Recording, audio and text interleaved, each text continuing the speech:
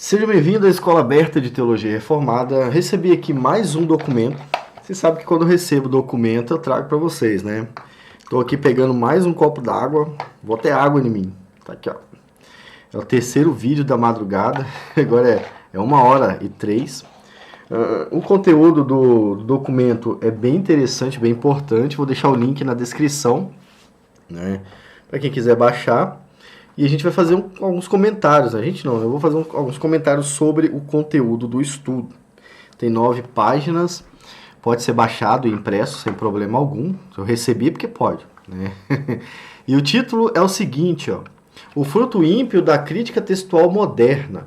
A gente precisa falar sobre isso. Muita gente vai me questionar quando é que eu vou começar a estudar crítica textual. E a minha resposta é bem parecida com esse documento. Parece que escreveram algo que eu já tinha percebido, né?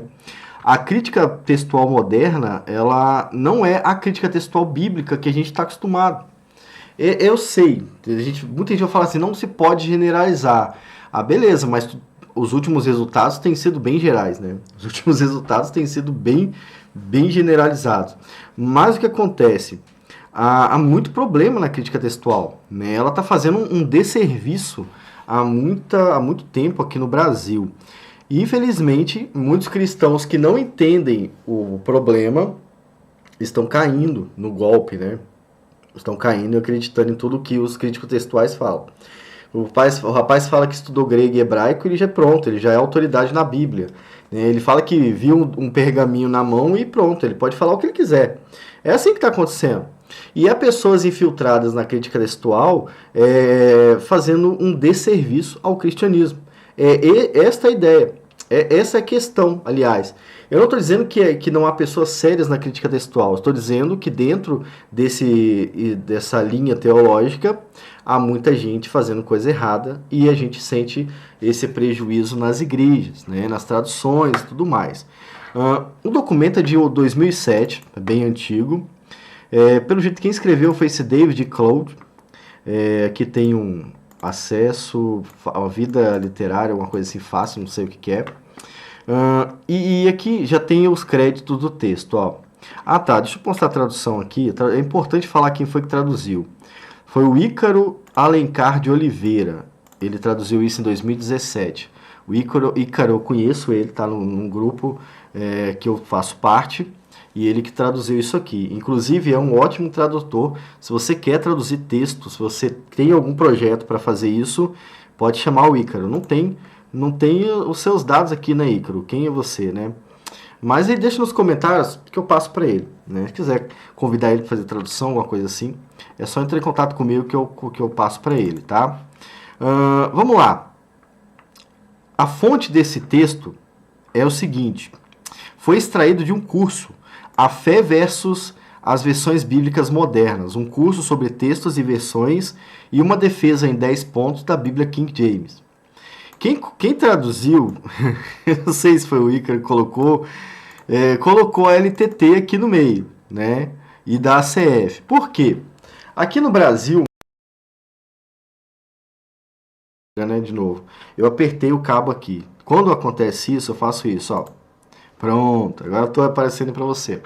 Aqui no Brasil, os defensores do texto recepto, eles usam essas 3 traduções, né? A LTT, a ACF e a King James.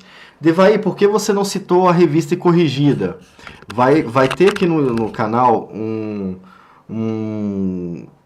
debate, não, vai ter no canal uma comparação entre a Revista e Corrigida e a ACF.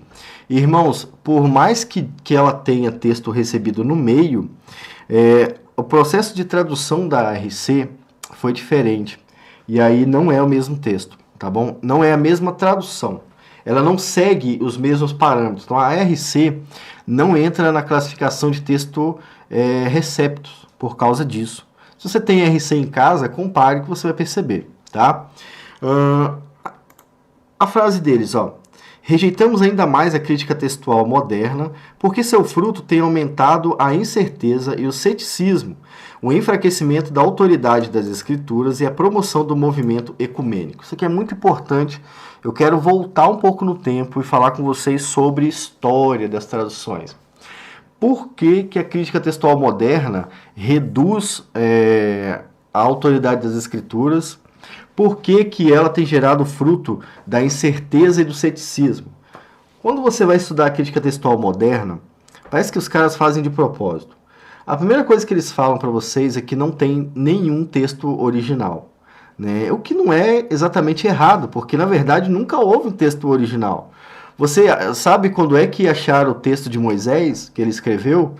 Não, porque ninguém tem esse texto, ninguém nunca teve, né? Só Moisés, só ele teve. A partir disso, eles foram reescrevendo sob a autoridade e a inspiração de Deus. Esta é a questão que não é passada nos estudos de crítica textual. Perfeito? E é por isso que cresce a incerteza e o ceticismo.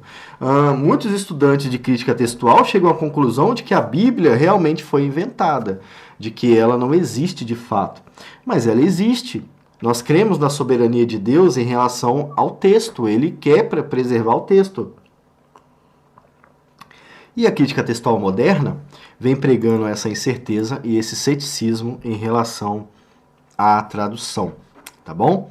Enfraquecendo a autoridade da escritura e a promoção, e aqui trazendo a promoção do movimento ecumênico. Por que que o movimento ecumênico está aqui? Você lembra quando surgiu no Brasil? Quando surgiu, não. Quando ficou mais conhecido a Bíblia de Estudo de Jerusalém? Então, aquele projeto, e eu vou falar sobre isso na área de membros, sobre ecumenismo, né? Aquele projeto veio com força nos cristãos protestantes, tá? E muitos protestantes foram convencidos de que a Bíblia de Jerusalém era a melhor tradução, tá? E aí se inicia o ataque mais pesado do ecumenismo dentro do protestantismo, tá? Depois disso você vai ter a promoção de material da Paulinas, que vai fazer com que os cristãos protestantes tenham um acesso maior ao material católico romano.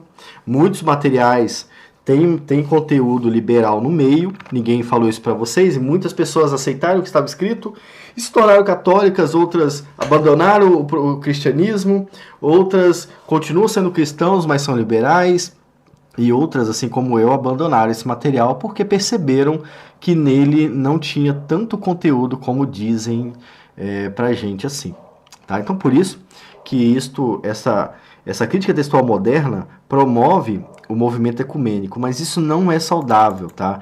Isso é ruim. O primeiro ponto aqui tem vários pontos, né? O primeiro ponto diz o seguinte: a crítica textual moderna resultou em incerteza em relação ao texto bíblico. Nós já dissemos sobre isso aqui. Vamos procurar um outro ponto aqui, né? O documento vai estar disponível para vocês, então eu vou passar e vou procurar alguma coisa que a gente não tenha falado. Deixa eu ver aqui. Olha isso aqui. Isso aqui é interessante. A crítica textual moderna resultou na tirania dos especialistas. O ponto crítico de partida tinha sido feito com a ascendência do texto de Westcott, acho que é assim que lê. Então, o ponto crítico de partida tinha sido feito com essa ascendência aqui. Já não era a maioria dos manuscritos gregos preservados pela igreja a base para reconhecer a leitura original. De agora em diante, os professores instruídos livrariam o mundo cristão de sua cegueira e ignorância. Por sua experiência acadêmica, eles entregariam às igrejas um texto mais puro do Novo Testamento. Olha aí. É isso aqui que aconteceu. Eu falei da tradução ecumênica, né, da tentativa, né? A Bíblia ecumênica mesmo, ela nunca fez sucesso, né? A de Jerusalém fez mais sucesso. Eu até fiquei de comprar essa Bíblia ecumênica, mas ela é muito cara. É desperdício de dinheiro, não vale a pena, né? O Dr. Makin chamou esse tipo de erudição de tirania dos especialistas. Agora, os especialistas governavam as igrejas e decidiam por elas qual leitura variante que era aceitável. Vocês viram isso acontecendo aqui ano passado, no lançamento da nossa Bíblia famosa textual. Foi reprovada aqui no canal. Eu tenho que falar isso, né? A verdade foi reprovada, não é uma tradução muito boa, mas muitos especialistas em colocar essa Bíblia em toda a igreja, ou seja, muitas igrejas deixaram de ler as suas Bíblias para ler versões da textual. Percebe o que esse cara está falando? Mas olha, ele está falando isso em 2007, tá? É 2007, não era 2021. Nós já sabíamos disso. Isso já estava acontecendo e agora aconteceu, né? Agora aconteceu. Eu não sei se essas igrejas continuaram lendo a textual, provavelmente não, mas de fato aconteceu, né? São esses especialistas em textos gregos e hebraicos que mudaram as coisas, né? Sendo que eles, na verdade, não são especialistas. Eles se dizem especialistas e as pessoas acreditam. É aquele negócio, né? Se você falar duas palavras em inglês, as pessoas vão acreditar que você fala inglês, né? O cristão, ele é bem inocente nessa questão, né? Ele é bem inocentão, ele acredita, ele vai acreditar. Se você gritar, canta labanésias numa igreja pentecostal, sim, eles vão acreditar que você tem o dom de línguas. Nós precisamos melhorar nisso. Eu não estou dizendo isso para criticar os pentecostais. Isso é sobre todo o cristianismo. Tá? Nós somos muito inocentões mesmo. Acreditamos em muita coisa. E com isso, os especialistas da crítica textual empurraram muita coisa ruim na igreja, infelizmente. Né? Deixa eu ver outro ponto aqui, para a gente encerrar o vídeo, né? Por causa da crítica textual moderna, a certeza e o pragmatismo de um texto bíblico estabelecido foram substituídos pela incerteza de textos conflitantes. Isso acontece porque os manuscritos reunidos pelos críticos textuais não são os mais confiáveis, nem são os mais antigos, como eles dizem que são. Tá? É nítido que não são, mas é um papo que fica para a área de membros. Quarto ponto. Esse ponto aqui é o último ponto que eu vou ler para vocês, que eu achei muito importante. Ó. A doutrina contemporânea do ecletismo elevou o estudante bíblico como mestre do texto e resultou em um declínio maciço na autoridade das escrituras nesta geração. É muita coisa, né? O título, né? O conceito de interpretação e pregação dogmática desapareceu muito por causa desse princípio condenável. Em um estudo típico da Bíblia em uma igreja que foi trazida ao ecletismo, cada indivíduo é uma autoridade para si mesmo quanto ao manuscrito grego ou ao texto grego ou tradução inglesa a seguir em qualquer instância. Então, qualquer coisa é boa agora. Qualquer coisa que empurrar vai ser aceita. É isso que o autor do texto está falando.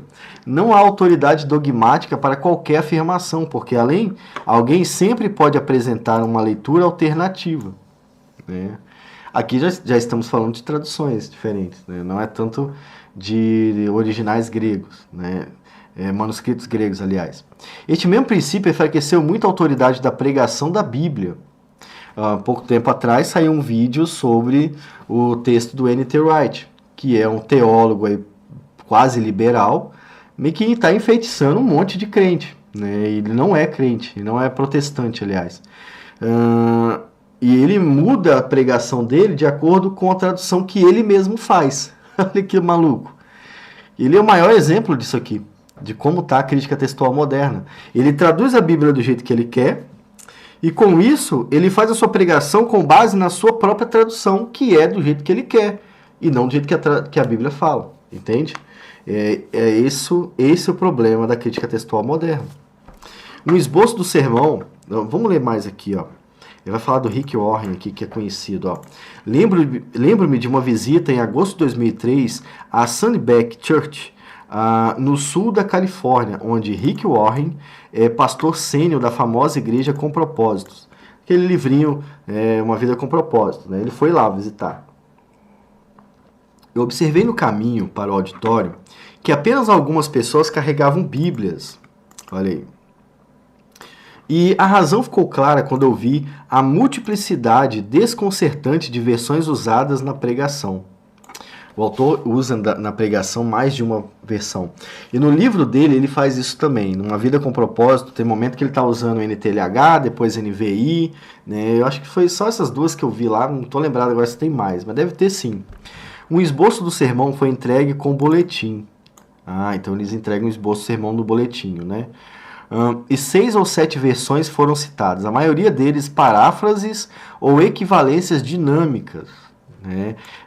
Na nossa língua, você que não sabe direito, na nossa língua é como se ele tivesse pego o esboço do sermão no boletim e a maioria dos textos lidos no boletim, provavelmente tinha o texto lá, vinham de NTLH e NAA, entende? É essa a questão. Como aí ele vai citar aqui, ó, Live Bible, a Bíblia Viva, NTLH, que na época era a nova versão transformadora, né? Não, é NVT, nova versão transformadora, a Bíblia Mensagem ou a versão da linguagem de hoje, nova tradução da linguagem de hoje. Então, olha aí, só Bíblias ruins, né? Só traduções ruins. Teologicamente falando, essas traduções reduzem muito o conteúdo da revelação especial. Tá? Isso que basicamente que acontece. Você tem aqui, não tem nenhuma NVI. Se tivesse uma NVI, talvez seria até, né, ajudaria. Você tem uma Bíblia Viva, que é uma paráfrase. Você tem uma nova versão transformadora, que praticamente é uma paráfrase. Ela é muito ruim em relação à tradução, porque o que a NVT faz? Ela pega o texto e tira todo o conteúdo dele. Ela achata o texto para ficar fácil de entender. Você perde conteúdo, você não percebe, mas você perde conteúdo. Aí ele coloca aqui a NTLH, que faz a mesma coisa que a NVT, né? Seria impossível acompanhar a própria Bíblia. O cara falou aqui, ó. Então isso é um grande problema, grande problema. O resultado é que as pessoas não trazem suas próprias Bíblias e, portanto, não avaliam cuidadosamente a pregação. É o que eu falei a respeito lá do N.T. Wright. Como elas poderiam fazer, uma vez que qualquer declaração bíblica que eles tentariam examinar tem dezenas de variações? Possível, né? Então, esse é um dos problemas dessa crítica textual. Você tem uma tradução para o que você quiser fazer. Se quiser deixar a pregação mais mística, por exemplo, você não vai usar uma ACF, né? Você vai usar a textual. Se quiser deixar a pregação ali, um ponto da pregação mais fácil, NVT. Se um outro ponto você quiser deixar mais católico, você usa a de Jerusalém. Se você quiser judaizar mais ainda, você pode usar a Taná, Torá, né? Ou seja, não existe um padrão. Esse é o problema. Se você quiser deixar mais bonita, você pode trazer a tradução em inglês. Olha só que maluquice. Esse é um problema. E isso aí veio com essa nova crítica textual. O que acontece? A crítica textual moderna, ela quer que cada pessoa traduza o texto. Eu vi esses dias um teólogo famoso, né, questionando a gente de ler. Né? Olha, vocês não sabem ler a Bíblia porque vocês não leem ela nos manuscritos originais. Né? Olha que ridículo, né? Jesus não leu a Bíblia no manuscrito original, então ele não sabia ler também. Paulo não leu. Né? Qual foi o manuscrito que Jesus usou? Não foi o de Moisés, não existia mais o manuscrito de Moisés, né? Acho que nem Moisés usou o manuscrito que ele mesmo escreveu, porque naquela viagem lá, ela deve ter sido reescrito. Então, olha que coisa absurda e ridícula. E aí, você tem essa possibilidade de cada pessoa trazer a sua própria tradução ou criar a sua própria tradução, e essa forçação de barra dessas escolas aí que tem crítico textual baixo, né, forçando você a fazer a sua tradução como se não houvesse tradução boa para a gente ler no mercado. É por isso que eu não faço crítica textual. Tá bom? Por isso que eu não estudo a crítica textual. A crítica textual moderna levou muitos ao modernismo teológico, né? Mas eu vou ler só os pontos agora aqui, vocês podem baixar o arquivo e ler em casa. A crítica textual moderna promoveu o movimento ecumênico reunindo os protestantes, os batistas e os católicos no campo de texto bíblico e da tradução. Oficialmente, a católica não gosta do protestantismo, tá? Ela não concorda com o protestantismo. Ela não fala abertamente, mas ela não concorda. Até tem padres que falam abertamente, tá? Esta é uma exibição poderosa do fruto não bíblico da crítica textual moderna. Deixa eu ver se tem mais alguma coisa aqui. Esse foi o último ponto, né? Você pode ler aí em casa, imprimir, e curta o vídeo, né? Se inscreva no canal para que você possa colaborar com a gente também e ter acesso a outros conteúdos que tem aqui no nosso canal. Você está vendo a minha tela geral aí, porque A minha câmera travou. Na verdade, não foi a travou. Eu meti o pé aqui no cabo, sem querer. Vou mudar o cabo de lugar. Isso vai parar de acontecer a partir de agora. Fique com Deus e até a próxima.